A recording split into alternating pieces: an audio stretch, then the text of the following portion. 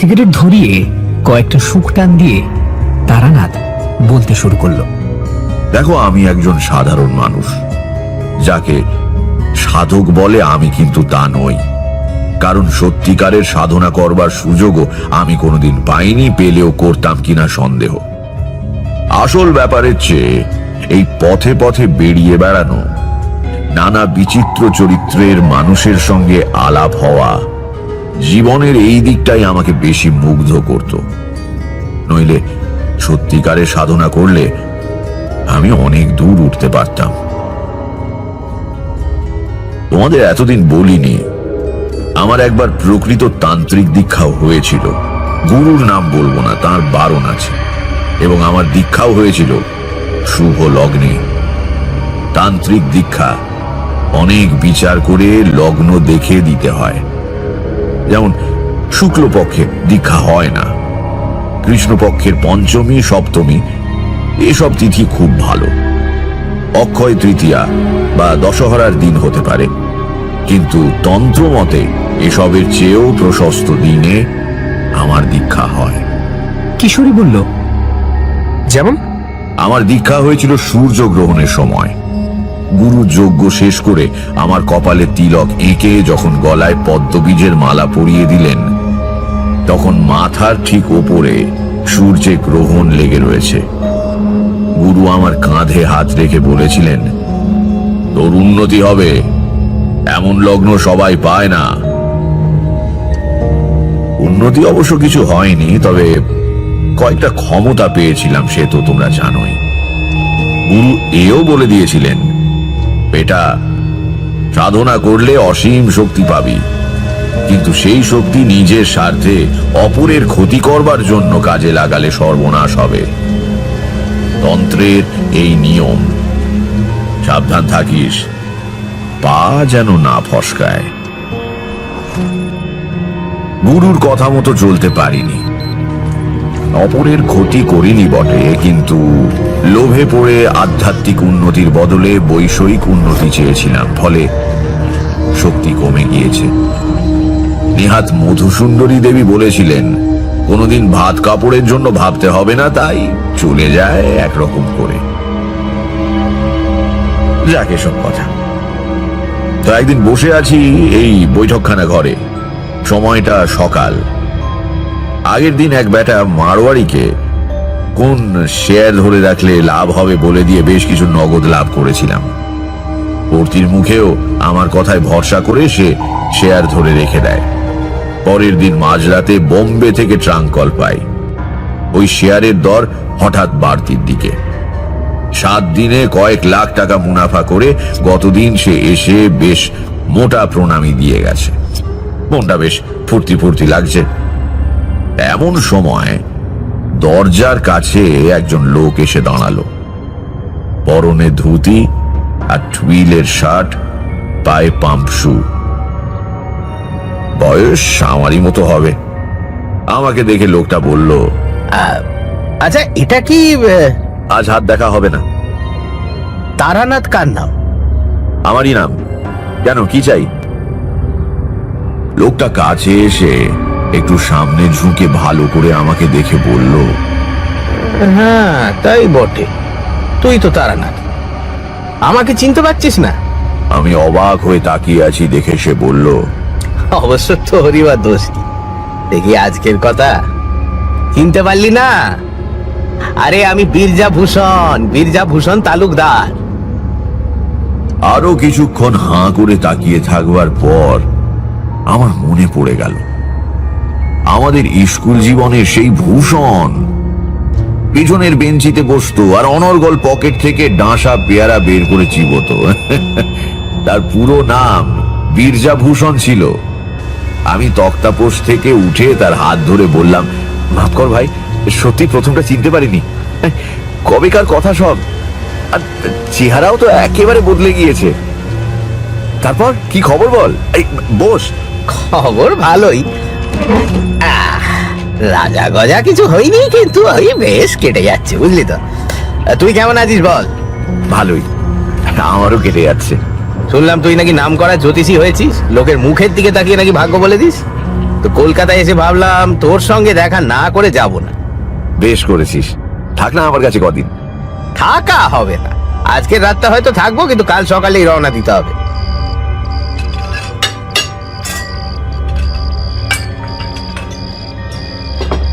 রাত্রিরে খাওয়া দাওয়া সেরে দুই বন্ধু বাইরের ঘরের চৌকিতে এসে বসলাম।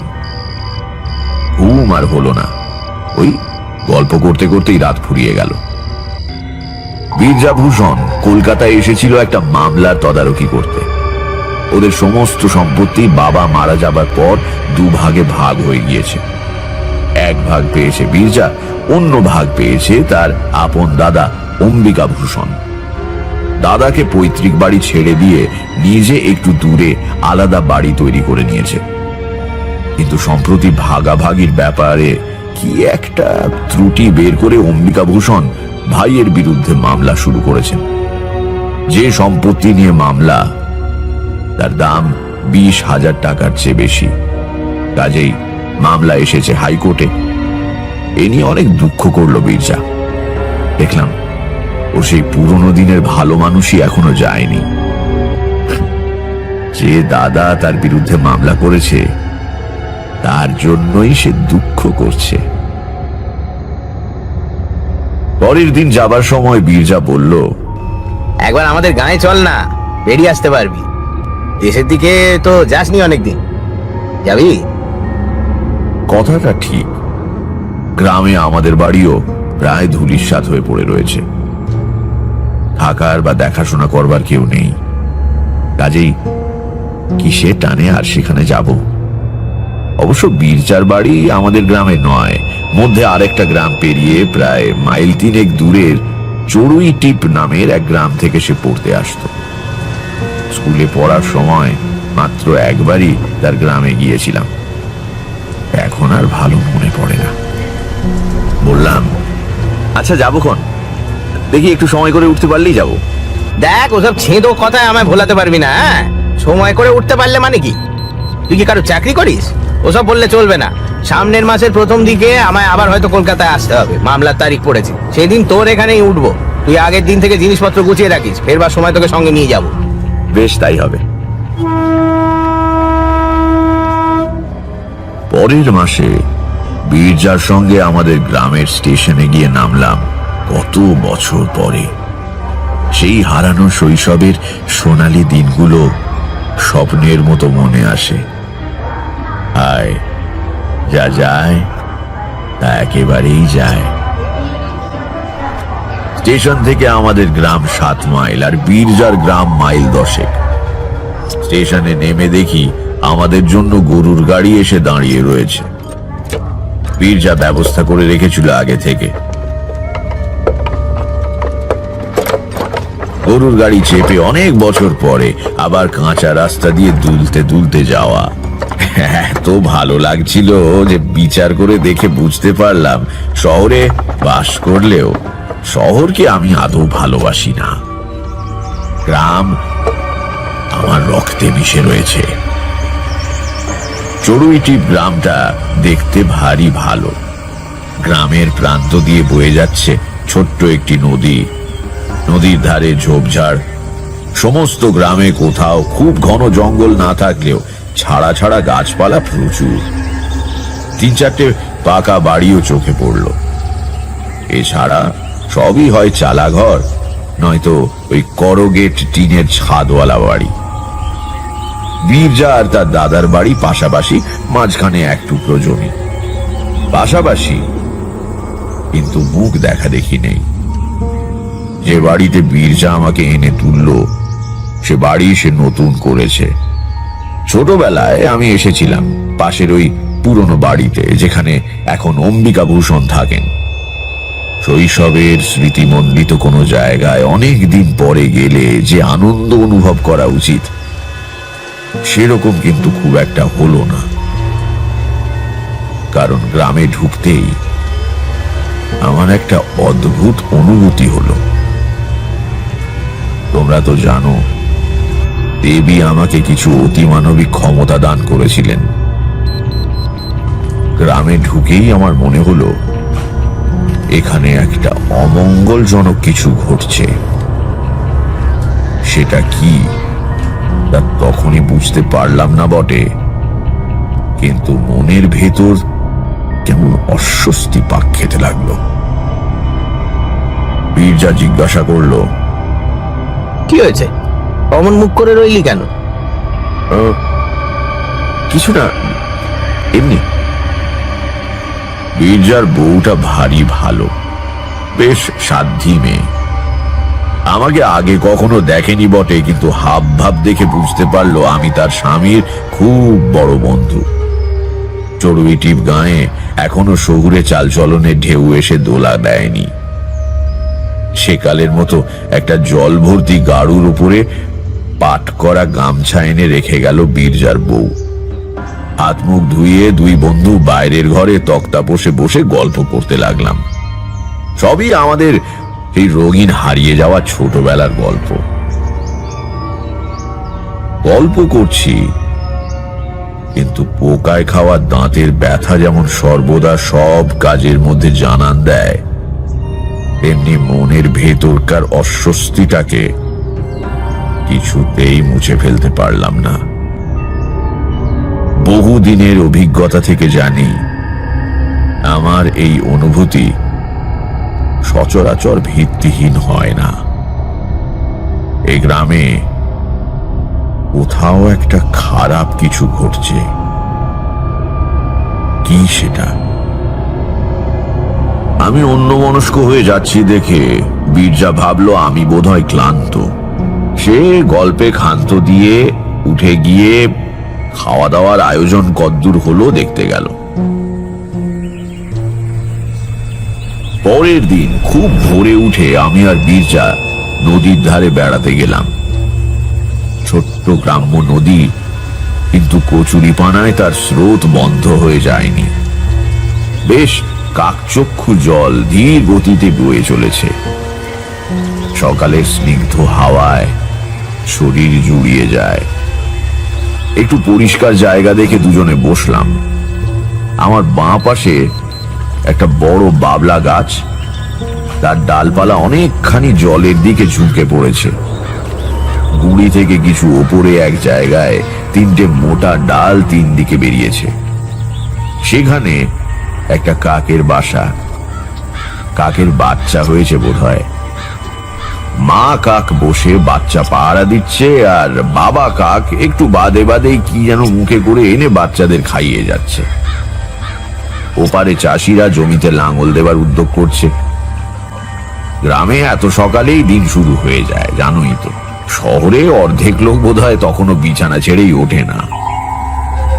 খোলা জায়গা, বেলা বেশি না হলেও রোদ্দুর ওঠার পর আর বসা গেল না। বীরজা বলল, চল উঠি, মমতা খাবার করে বসে আছে এতক্ষণ। ফেরবার সময় আগে পড়ে অম্বিকা ভূষণের বাড়ি। দেখলাম একজন প্রৌঢ় মানুষ, পরনে খাটো ধুতি, বেশ হৃষ্টপুষ্ট চেহারা, গলায় এক ছড়া মোটা রুদ্রাক্ষের মালা, বসে বসে তামাক খাচ্ছেন। সেদিকে না তাকিয়ে বীরজা চুপি চুপি বলল, ওই আমার দাদা। অম্বিকা ভূষণ আমাদের দিকে তাকিয়েও দেখলেন না।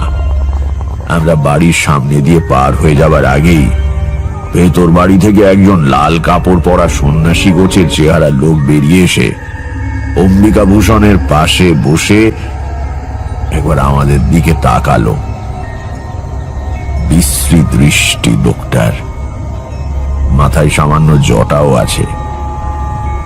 নিম্ন শ্রেণীর তন্ত্র সাধকের মতো চেহারা। জায়গাটা পার হয়ে গিয়ে জিজ্ঞাসা করলাম, এই বীরজা, ওই লোকটা কে রে? বাড়ির ভেতর থেকে বেরিয়ে এলো? তোর দাদার গুরু নাকি? পেছন ভিড়ে একবার দেখে বীরজা বলল, না, দাদা মন্ত্র নাইনি। সাধু সন্ন্যাসী করার খুব ঝোঁক, মাঝে মাঝে দু চারটেকে এনে পোষে। এই বেটাকে দেখছি আজ কয়েকদিন যাবো, কিছুদিন শুষে চলে যাবে আর কি। দুপুরে দুজন বৈঠকখানায় বসে কথাবার্তা বলছিলাম। বহুদিন পরে শহর থেকে বাইরে বেরিয়ে যেন হাঁপ ছেড়ে বেঁচেছি। কোলাহল নেই, লোকজনের ঝামেলা নেই। রোজ সকালে বাজার থেকে শুটকো তরকারি আর আধ পচা মাছ কিনে আনবার কোনো তাড়া নেই। এখানে সকাল বিকেল খুব খুব খাচ্ছি আর বৈঠকখানায় বসে তামাক খেয়ে আড্ডা দিচ্ছি, আর পরিবেশও বেশ শান্ত। বেড়াতে বেরুলে মেঠো পথ, বাঁশ ঝাড়ের নুয়ে পড়া ডগার উপরে বসে পাখির গান, মনে হয় এসব ছেড়ে এতদিন ছিলাম কি করে। কথায় কথায় হঠাৎ বীরজা বলল, তারানাথ, তুই তো আজকাল শহরে থাকিস, আমার জন্য কিছু একটা ব্যবস্থা করা যায় না? কিসের ব্যবস্থা? মানে ওসব দিকে আমার একটা চাকরি টাকরি হয় না? এসে বললাম, তুই চাকরি করবি কি রে? তোর বংশে কেউ কোনোদিন পরের কাজ করেনি, আর তাছাড়া সেরকম কারোর সঙ্গে আমার পরিচয়ও নেই।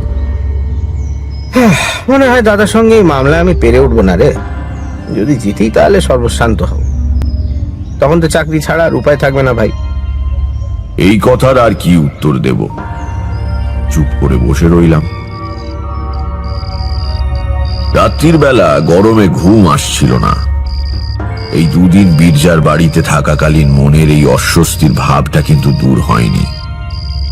রাত্রিরে শুয়ে এ ব্যাপারে ভাববার চেষ্টা করলাম, কিন্তু কোনো সুরাহা করতে পারলাম না। সকালে বীরজা আর আমি নদীর ধারে বেড়াতে যাওয়া একটা অভ্যেস করে ফেলেছিলাম। আশ শেওড়ার ডাল ভেঙে দাঁতন করতে করতে আমরা ভোরবেলা রওনা দিলাম নদীর দিকে। একেবারে স্নান করে তবে ফিরব। সারা রাত গুমোট গরমের পরে সকালে স্নিগ্ধ নদী জলে অবগাহন যে কি তৃপ্তির, তোমরা শহরের মানুষেরা কি বুঝবে। জলে নেমে ডুব দিয়ে পরে মাথা তুলে দেখলাম যেখানে দাঁড়িয়ে ডুব দিয়েছিলাম সেখান থেকে বেশ কিছুটা সরে এসেছি। বীরজা হেসে বলল, হ্যাঁ, আমাদের ছোট নদী হলেও স্রোতের বেশ টান আছে, কি বল? কিন্তু পরশু সকালেও তো টান ছিল না, হঠাৎ বাড়লো কেন?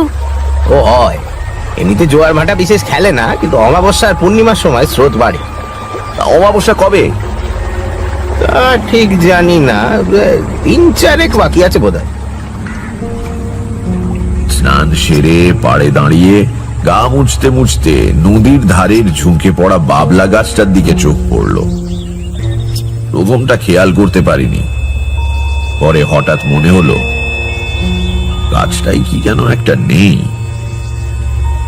একটা জায়গা যেন কেমন ন্যাড়া ন্যাড়া দেখাচ্ছে। কি নেই ওখানে? পরক্ষণেই বুঝতে পারলাম সেই কাকের বাসাটা। কি হয়েছে তোর? কি দেখছিস ওদিকে? দেখ, কাকের বাসাটা আর নেই। কাকের বাসা? হ্যাঁ, কালকেও এখানে ওই ডালের তেকোনায় একটা কাকের বাসা দেখে গিয়েছি, আজ আর দেখছি না। কি হলো বলতো? কাল তো ঝড়টর হয়নি যে পড়ে যাবে? বীরজা শুকনো কাপড় পরতে পরতে বলল, ঝড়ে কখনো কাকের বাসা পড়ে? দারুণ শক্ত করে বাসা বাঁধে। অবশ্য খুব বড় ঝটকা হলে হয়তো পড়তে পারে, কিন্তু সেরকম তো হয়নি। ছাড় না, একটা কাকের বাসা নিয়ে মাথা ঘামাবার কি আছে? আয়, কি ঘটতে চলেছে জানলে কি বীরজা অত শান্তভাবে কথাগুলো বলতে পারত? এই ঘটনার পরেও কিন্তু আমি কিছু আন্দাজ করতে পারিনি, পারা সম্ভবও ছিল না। কিন্তু কখনো কখনো জীবনে আশ্চর্য অঘটনের ভিড় লেগে যায়। সকালে যার কথা খুব ভেবেছি, বিকেলে 10 বছর পরে হয়তো সেই বন্ধু এসে হাজির হলো, কিংবা হয়তো সকালে একটা তালা এবং বিকেলে সেই তালাটারি চাবি রাস্তায় কুড়িয়ে পাওয়া যায়। এর পরের দিনই সে ধরনের একটা ব্যাপার ঘটায়। আমি মনে মনে 2 আর 2 যোগ করে দিলাম। চড়ুই টিপ থেকে মাইলাস্টেক পশ্চিমে বসন্তপুর বলে একটা গ্রাম আছে। সে গ্রামের কল্যাণেশ্বর শিব খুব জাগ্রত। প্রতি বছর চড়কের সময় বড় মেলা বসে। মন্দিরও নাকি বহুদিনের পুরনো। গায়ে পোড়ামাটির কাজ রয়েছে শুনে বীরজাকে বলেছিলাম একবার দেখতে যাবার কথা। বীরজা গ্রামের আবিদ শেখকে বলে রেখেছিল পরের দিন সকালে তার ঘোড়ার গাড়ি নিয়ে আসতে। সমস্ত গ্রামে ওই আবিদেরই একমাত্র গাড়ি। মাঝে মাঝে স্টেশনে গিয়ে ভাড়া খাটে, অবসর সময় পড়ে পড়ে ঘুমোয়। সকালে তৈরি হয়ে বসে আছি, কিন্তু বেলা ক্রমে বেড়ে চলে। আবিদ শেখ আর গাড়ি নিয়ে আসে না। বীরজা বিরক্ত হয়ে বলল, ধুর, যত সব পুনে লোককে নিয়ে কারবার। এত বেলা হয়ে গেল, আজ আর রওনা হওয়া যাবে না। গেলে ফিরতে বিকেল হয়ে যাবে। নে, জামা কাপড় খুলে ভালো করে বস। এইসব বলা কওয়া হচ্ছে এমন সময় ম্লান মুখে আবিদ শেখ এসে উপস্থিত। বীরজা গেল চোটে। এ কেমন তোমার কাণ্ড জ্ঞান আবিদ? হ্যাঁ, সে কখন থেকে বসে আছি, আজ আর যাওয়াই হলো না। কি হয়েছিল তোমার? গাড়ি কই? আবিদ শেখ বিষণ্ণ মুখে বলল, আর বলবেন না কর্তা, সকালে উঠে ঘোড়া জুতে গাড়ি নিয়ে আসছিলাম, কিন্তু ঘোড়া কিছুতেই গাড়ি টানবে না। কত গুঁতো গাঁথা দিলাম, তবু ঘোড়া দেখি ঠায় দাঁড়িয়ে। অনেক দিনের পোষা জানোয়ার কর্তা, কথা বললে শোনে। পরে মনে হলো ওর ঘাড়ে ব্যথা হয়েছে কোনো কারণে, গাড়ি টানতে গেলে ব্যথা লাগছে। নেমে এসে দেখি ঠিক তাই, ঘাড়ের কাছে একটা বেশ বড় কাটার দাগ। ও ঘোড়া নিয়ে আজ আর বেরোনো যাবে না কর্তা।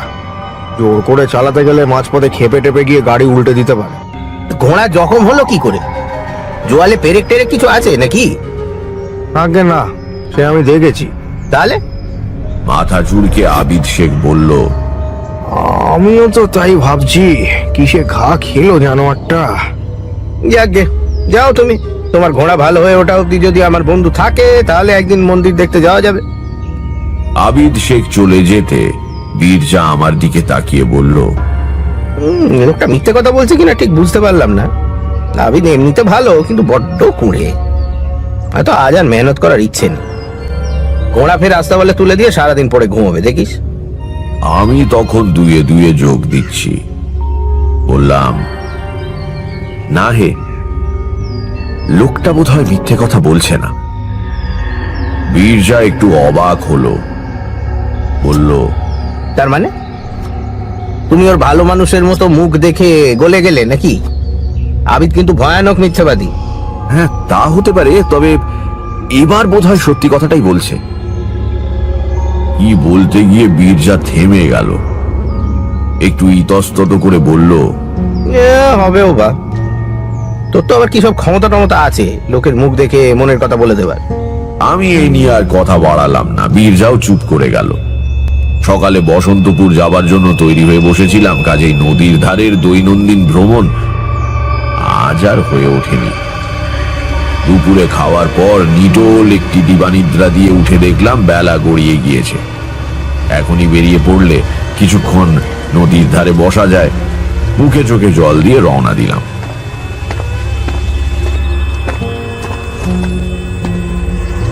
গ্রামের দিকে দিন শেষের একটা সুন্দর রূপ আছে, যা শহরে তোমরা টের পাও না।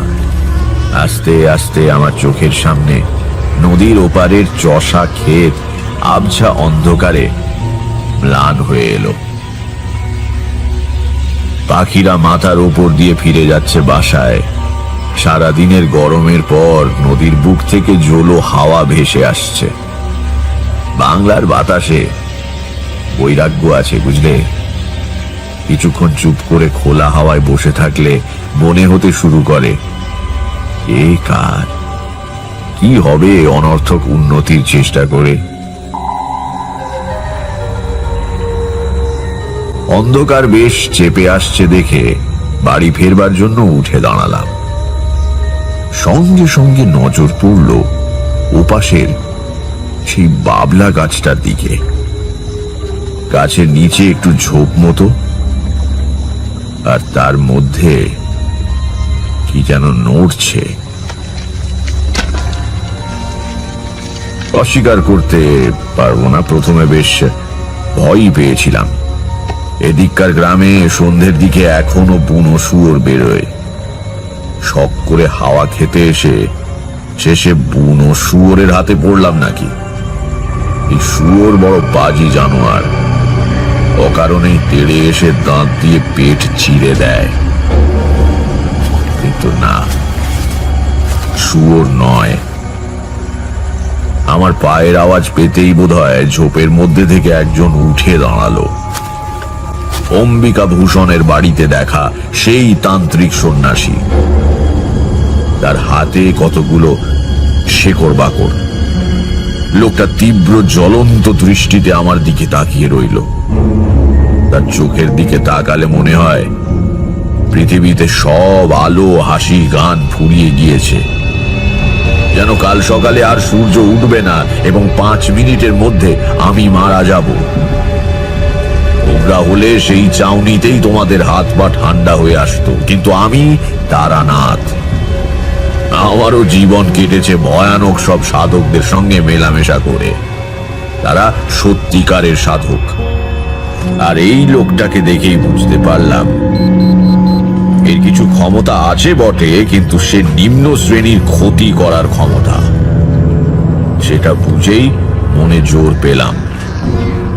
লোকটা আমার দিকে তাকিয়েই আছে। আমি তার চোখে চোখ রেখে বললাম, কি শ্বেত সর্ষে জোগাড় হলো? মুহূর্তের মধ্যে তার মুখে বিস্ময়, ক্রোধ ইত্যাদি কয়েকটা অভিব্যক্তি খেলে গেল। আমার দিকে এক পা এগিয়ে এসে অদ্ভুত কর্কশ গলায় বলল, তুমি কি করে জানলে? আবার বললাম, কাকের বাসা তো আগেই সংগ্রহ হয়েছে। নিম পাতা কি কালকে পাড়া হবে না পরশু? পরশুই তো অমাবস্যা, তাই না? সে কিছুক্ষণ আমার দিকে স্থির চোখে তাকিয়ে রইল। তারপর আস্তে আস্তে প্রত্যেকটি কথা গরম লোহার মতো বিধিয়ে দিয়ে বলল, তুমি জেনেছো তাহলে? তাই তোমাকে দেখে সেদিন আমি বোকা। আমারই আগে বোঝা উচিত ছিল। তারপরেই তার চোখ আবার দপ করে জ্বলে উঠল। মাথাটা সামনে ঝুঁকিয়ে সে বলল, কিন্তু বিশেষ লাভ কিছু হবে না। এক সাধকের অবিচার ক্রিয়ায় বাধা দেওয়া নিয়ম বিরুদ্ধ, জানো তো? দিয়েও সুবিধে করতে পারবে না। আমার যা করবার আমি করবই। বাধা দিলেও লাভ হবে না। আমার ক্রিয়ার ফল হবেই। দেখা যাক। সে কয়েক মুহূর্ত আমার দিকে তাকিয়ে থেকে, বেশ, দেখো তাহলে, বলে পেছন ফিরে হাঁটতে শুরু করলো। খুব মন খারাপ নিয়ে বীরজার কাছে ফিরলাম। আমি নিজের অভিজ্ঞতা থেকে জানি, এসব সাধকদের ভালো করার ক্ষমতা না থাকুক, ক্ষতি করবার শক্তি কিন্তু খুবই থাকে। কিশোরী হঠাৎ জিজ্ঞেস করলো, কিন্তু আমরা যে অন্ধকারে রয়ে গেলাম, আপনি কিভাবে 2 এ 2 4 করলেন বললেন না? তারানাথ হেসে বলল, তাও তো বটে। গল্প বলতে বলতে ভুলে গিয়েছিলাম যে তোমরা এসব ব্যাপার কিছুই জানো না। আচ্ছা বলি, শোনো। প্রথমে নদীর ধারের বাবলা গাছ থেকে কাকের বাসাটা অদৃশ্য হয়ে যাওয়াতে আমার মনের ভেতরে টনক নড়ে ওঠে। তোমাদের এই জিনিসটা ব্যাখ্যা করে বোঝাতে পারবো না। বহু অভিজ্ঞতায় শ্মশানে শ্মশানে ঘুরে একটু একটু করে এটা দাঁড়িয়ে গিয়েছে। কখনো মুন্ডমালা তন্ত্র অথবা হংস পারমেশ্বর নামে কোনো বইয়ের নাম শুনেছ? আমি বললাম, কই না তো। তারানাথ বলল, সেই বইয়ে শ্বেত বগলা নামে এক দেবীর উল্লেখ রয়েছে। তার পুজো করে তারপর উচাটন ক্রিয়া করতে হয়। কারুর ক্ষতি করবার জন্য যে তান্ত্রিক ক্রিয়া, তারই নাম উচাটন।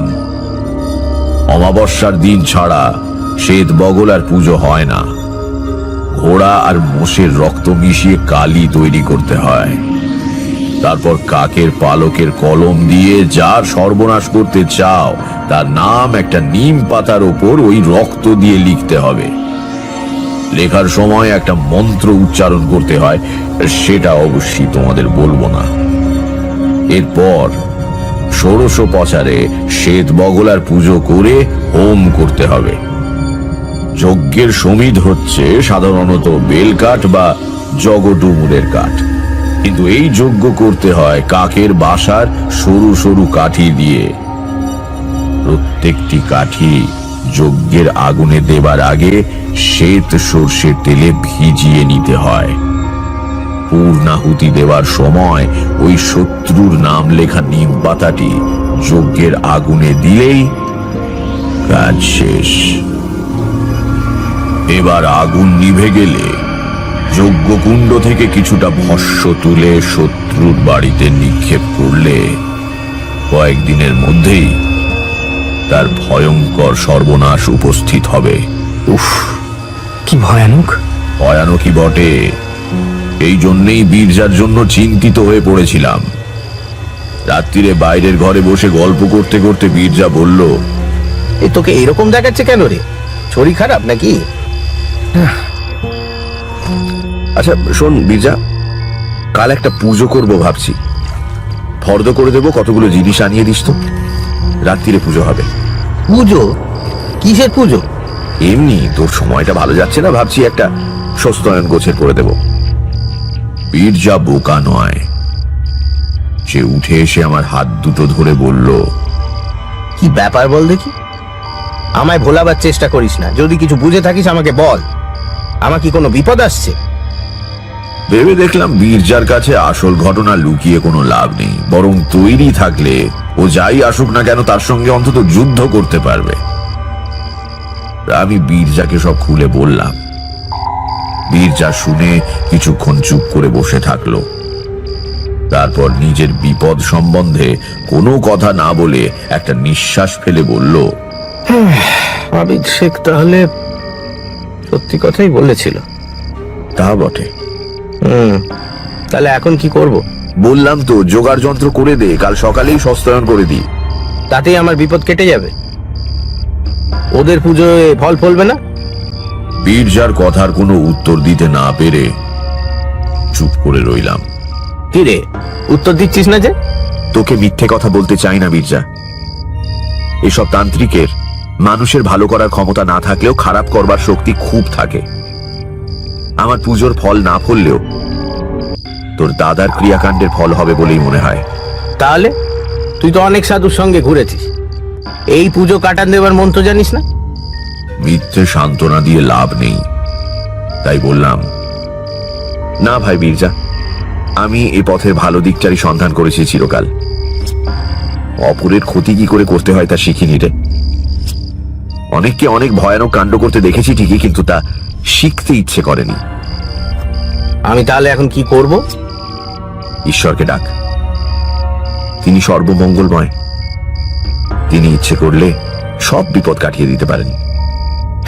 অনেকেই তো ভগবানের কাছে অনেক কিছুই প্রার্থনা করে, তাদের সবার কথা ঈশ্বর শোনেন।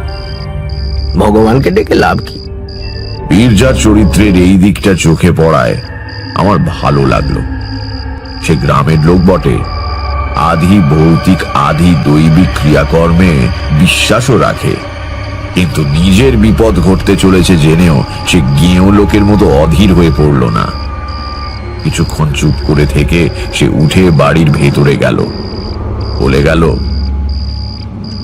বস, একটু বস, আমি এখনই আসছি। 10-12 মিনিট পরে বীরজা হাতে করে একটা লাল কাপড়ের পোঁটলা নিয়ে ঘরে ঢুকে তক্তাপোষের ওপর বসলো।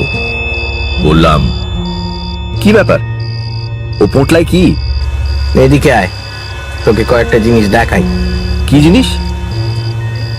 বীরজা পোঁটলার গিট খুলে এক রাশ কাগজ বের করলো। বলল, এগুলো আমার জমি জমা সম্পত্তির দলিল। আমার কোথায় কি আছে তোকে বুঝিয়ে দিয়ে যাই। যদি আমার কিছু হয় তাহলে তুই আমার বউ ছেলে পিলেকে দেখিস, আর আমি কাউকে বিশ্বাস করতে পারবো না। উঠে গিয়ে ওর হাত ধরলাম। দাঁড়া, পাগলামি করিস না, একটা কাজ করা যাক বরং।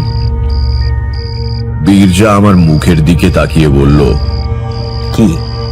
তুই কোনো তীর্থে চলে যা সপরিবারে। তাতে কি হবে? তীর্থে থাকলে অমঙ্গল হয় না, কারো কোনো অভিশাপ ফলে না। তুই তুই ঠিক বলছিস? অন্তত কম ফল হয়, ঈশ্বরের স্থান তো। বীরজা কয়েক মুহূর্ত চুপ করে ভেবে বলল, বেশ, তো তাহলে তুইও চল আমার সঙ্গে। অবাক হয়ে বললাম, আমি আমি কি করে এখন? বীরজা দৃঢ় গলায় বলল, ও সব চলবে না। তোর কথায় আমি এই বিপদ মাথায় করে বাড়ির সবাইকে নিয়ে তীর্থ করতে যাব। যদি তাতেও কোনো ফল না হয় আর আমি বিদেশেই মরে যাই, তখন বউ ছেলে পুলের কি হবে? ওরা পথ ঠিক করে বাড়ি ফিরতেও পারবে না। তুই বুদ্ধি যখন দিয়েছিস, তখন তোকেও সঙ্গে যেতে হবে। বীরজার দিকে তাকিয়ে মায়া হলো। বেচারা ভয় পেয়েছে খুব, কিন্তু চরিত্রের দৃঢ়তা দিয়ে সেই ভয়কে মুখে ফুটে উঠতে দেয়নি। এখন ওকে একলা ছেড়ে দেওয়া উচিত নয়। বললাম, আচ্ছা যাব তোর সঙ্গে। কবে রওনা দিতে চাস? কাল সকালে। সে কি, হঠাৎ কোথাও কিছু নেই, এক রাত্রিরে সব গোছগাছ করবি কি করে? সে আমি পারবো। আর এমন কি বা নেবার আছে, হয়ে যাবে এখন। কিন্তু টাকা কড়িরও তো প্রশ্ন আছে। তার জন্য আটকাবে না। এসব দেশগাঁ জায়গা, আমরা ব্যাংকে টাকা রাখি না। 2-4 টাকা যা আছে তা বাড়িতে। কালই চল। চল তাহলে। কোথায় যাবি? একটুও না ভেবে বীরজা বলল, কাশিতে। খুব দেখার ইচ্ছে ছিল, এই সুযোগে হয়ে যাবে। তারপর একটু চুপ করে থেকে আবার বলল, তারপর ধর সত্যি যদি আর না ফিরি, তাহলে হিন্দুর ছেলে কাশিতে অন্তত মরতে পারবো।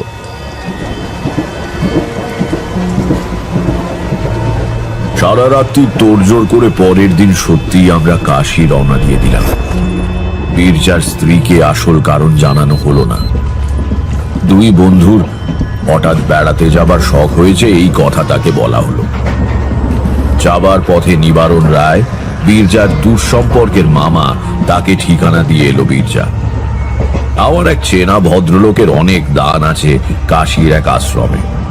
সেখানে এর আগেও বার দুই আমি উঠেছি কাশী গিয়ে। এবারেও সেখানেই থাকবো ঠিক করেছিলাম। তারই ঠিকানা। তখনও জানি না যে ঠিকানাটার সত্যিই দরকার পড়বে।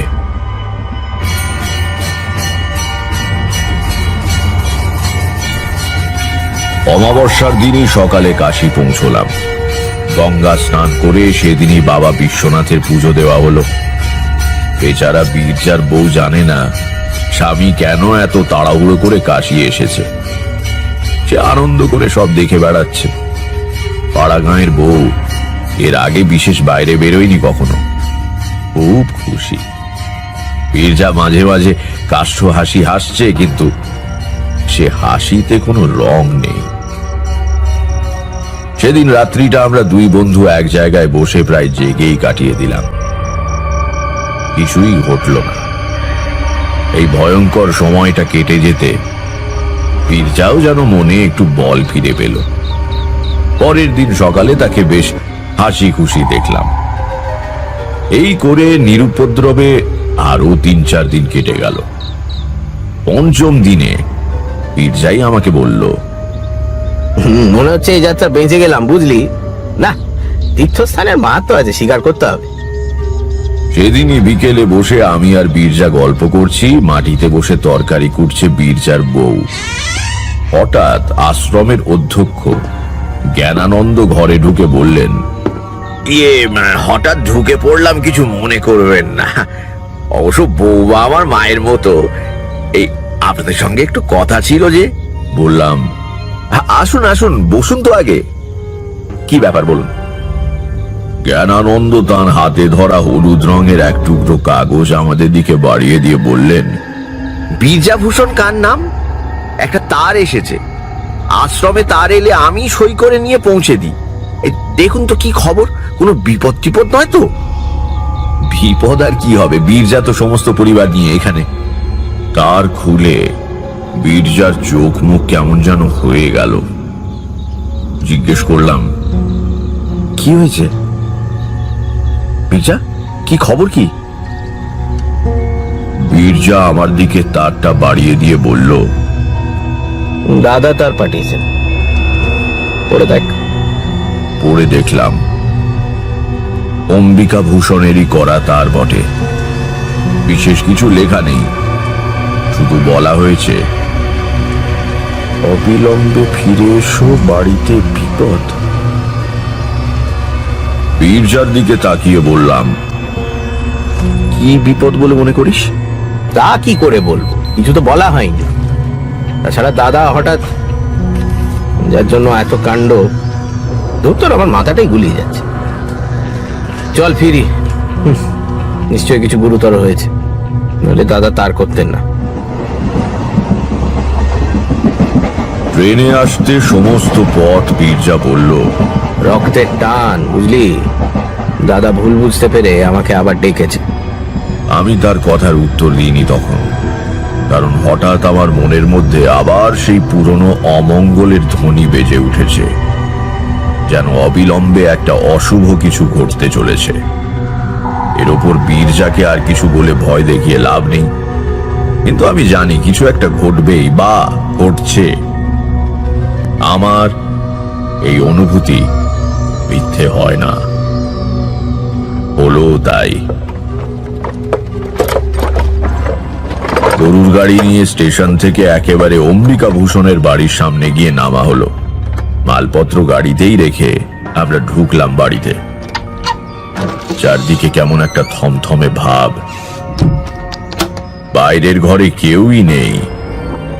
বীরজা অন্দরের দিকে পা বাড়াবে এমন সময় স্বয়ং অম্বিকা ভূষণ এসে ঘরে ঢুকলেন।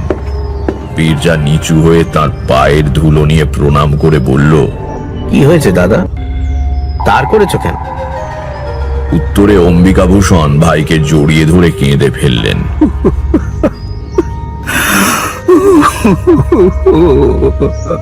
আরে আরে, কি হয়েছে? আরে অমন করছো কেন? সন্তুর খুব অসুখ নিরু, আর বুঝি রাখা যায় না। সন্তু অম্বিকা ভূষণের বড় ছেলে। বীরজা অবাক হয়ে বলল, কি হয়েছে সন্তু? অম্বিকা ভূষণ কপালে আঘাত করে বললেন, সব আমার দোষ, আর কারো কোনো পাপ নেই, সব আমার দোষ রে ভাই রে। আমার নিজের দোষে আমি পুত্র শোক পেতে চলেছি। আরে আরে, শান্ত হও, শান্ত হও দাদা, শান্ত হও, সব ঠিক হয়ে যাবে, অস্থির হয় না। বীরজার স্ত্রী তক্ষুনি অন্দরে চলে গিয়ে সন্তুর পায়ের কাছে বসল। আমার বুদ্ধি বোধহয় কিছু স্থির ছিল। আমি দুই ভাইকে ধরে বসালাম, বললাম, কি হয়েছে খুলে বলুন তো। অম্বিকা ভূষণ কাঁদছিলেন। বীরজা পাশে বসে তার গায়ে হাত বুলিয়ে দিচ্ছিল। বেশ দৃশ্যটা। দুই ভাইয়ের বিবাদ বিপদের স্রোতে ভেসে গিয়েছে। আমার প্রশ্ন শুনে অম্বিকা ভূষণ মুখ তুলে তাকালেন, বললেন, নিজের মুখে স্বীকার করলে পাপের বোঝা হালকা হয়, তাই কোনো কিছু না লুকিয়ে বলছি। বীরু, বীরু, তোর সর্বনাশ করার জন্য আমি এক তান্ত্রিকের পরামর্শে ওই শ্বেত বাবুলার পুজো করেছিলাম, আর সে পুজোয় আমি বললাম, এই অংশটা বাদ দিয়ে বলুন, এটা আমি আগেই টের পেয়ে বীরজাকে বলেছি। অম্বিকা ভূষণ একবার আমার দিকে তাকালেন, তারপর বললেন, ও জানতেন তাহলে? যাই হোক, পুজোর পরে হোম করে সেই হোমের ছাই নিয়ে বীরুর বাড়িতে ফেলবার দরকার ছিল। বেটা তান্ত্রিক এই কাজটা আমাকেই করতে বলল। কি আর বলবো, তখন শয়তান আমার বুদ্ধি কেড়ে নিয়েছিল। এ সময় বীরু কাশিতে, বাড়ি ফাঁকা, কাজেই আমিও ভাবলাম সুবিধেই হলো। অমাবস্যার দিন প্রায় সারা রাত্রির পুজো হলো। হোম শেষ হতে হতে শেষ রাত্রির কলা পাতায় মুড়ে খানিকটা ছাই আমার হাতে তুলে দিয়ে তান্ত্রিক বলল, এই না, এবার যাও, সাবধান, অন্য কোথাও যেন না পড়ে, তাহলেই সর্বনাশ। যাও। তখনও ভোর হতে দেরি আছে। বীরুর বাড়ির পাঁচিলের পাশে গিয়ে দাঁড়ালাম। হাতে আমার কলা পাতায় মোড়া হোমের ছাই। পাঁচিল ডিঙিয়ে সেটা সব শুদ্ধ ছুঁড়ে ফেলতে যাব ওর বাগানে। কি বলবো মশাই, একটু মেঘ নেই বা ঝড়ের চিহ্ন নেই কোথাও, অথচ প্রচন্ড একটা বাতাসের ঝাপটা এলো কোথা থেকে। ততক্ষণে আমিও সেটা ছুঁড়ে দিয়েছি হাত থেকে। আমার চোখের সামনে বাতাসের মুখে উড়ে গিয়ে তা পড়লো আমারই বাড়ির উঠোনে। আর তখনই দৌড়ে গিয়ে উঠোন থেকে সবটুকু ছাই নিকিয়ে তুলে নিলাম, কিন্তু তা থেকে আর ভাব যায়। গত পরশু থেকে সন্তু বাবা আমার কেবলই রক্ত বমি করছে। বীরজা ব্যস্ত হয়ে বলল, কোন ডাক্তার দেখেছে? কোন ডাক্তার কি বাকি আছে? বিকেলে এই সদর থেকে বড় ডাক্তার এসেছিলেন। নিবারণ কলকাতা গিয়েছে মর্গান সাহেবকে আনতে। কাল সকাল নাগাদ এসে পৌঁছবে মনে হয়। বীরজা উঠে পড়ে বলল, চল ভেতরে চল, সন্তুকে গিয়ে দেখি। আমি একবার যেতে পারি কি? আসুন না, আসুন। তারপর বীরজার হাত দুটো ধরে বললেন, ভাই, আমি যা করবার তা করে ফেলেছি। তুই তুই কোন রাগ পুষে রাখিসনি। তুই আমার সন্তুকে আশীর্বাদ কর।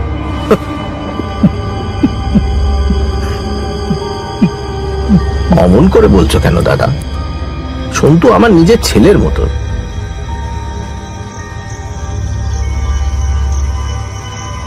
সকাল হবার আগেই নিবারণ রায় মর্গেনকে নিয়ে পৌঁছলেন। শেষ রাতে ট্রেনে এসেছেন। স্ট্যানলি মর্গান রোগী দেখে বললেন, This could be peritonitis. If it's been ruptured, then I'm afraid the boy's not going to survive. If he gets a little better, you need to bring him to Calcutta for an operation. পরের কথা তোমাদের একটু সংক্ষেপে বলি। সন্তু বেঁচে উঠেছিল। আমাদের সবার মিলিত প্রার্থনার জোরেই হোক বা অম্বিকাভূষণের অনুতাপে ঈশ্বর দয়া করার জন্যই হোক, সন্তু 3 দিনের দিনে একটু ভালো হয়ে উঠল। ডাক্তার মর্গান নিজে তার অপারেশন করেন। যে ভালো হয়ে ওঠে, 2 ভাইয়ের ঝগড়াও চিরকালের জন্য মিটে যায়। কিন্তু তান্ত্রিক প্রক্রিয়ায় অপরের ক্ষতি করতে গিয়ে মানুষ নিজের কি বিপদ ডেকে আনে দেখলে তো। বোধহয় ভগবানই অম্বিকাভূষণকে একটু শাস্তি দিতে চেয়েছিলেন, নইলে সামান্য বাতাসের চিহ্ন নেই কোথাও। অথচ অমন হবে কি করে? কিশোরী বলল, আচ্ছা, সে তান্ত্রিকের কি হলো? সে পরের দিনই লোটা কম্বল নিয়ে কাউকে না বলে ভেগেছিল। প্রাণের ভয় সবারই আছে তো। সন্তুর অসুখের ব্যাপারটা তো কাকতালীয় হতে পারে। তারানাথ কড়া চোখে তাকিয়ে বলল, পাষণ্ড কোথাকার। আর যদি কখনো তোমাদের গল্প বলেছি